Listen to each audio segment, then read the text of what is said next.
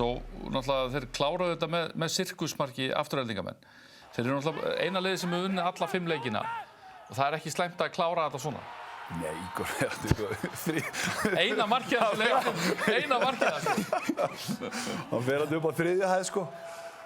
Hann hefur skorað mörg falleg mörk og þetta er rosalega. Einhendan hann á 3. hæðinni. Og þetta er einmitt svona típist, stemningin og gýrunin virðist bara vera mjög jákvæð einhvern veginn í Mosbænum og þeir eru klókir þarna, bara samband þarna milli hans og Árna bara einhvern veginn að fleygja honum upp í 4 metrana. Þetta er bara svona, Afturelding er svona dæmulið þegar það byrjar að ganga vel í ár, að þá getur gengið bara hrikalega vel því að þú veist, hann kemur inn varamarkmaðurinn og hann ver og það skiptir engu máli hver kemur á bekknum og spila vörn, þeir geta allir allt í einu spila vörn, allir góður í sókn, þú veist, þetta er búið að vera svona á tímabilinu.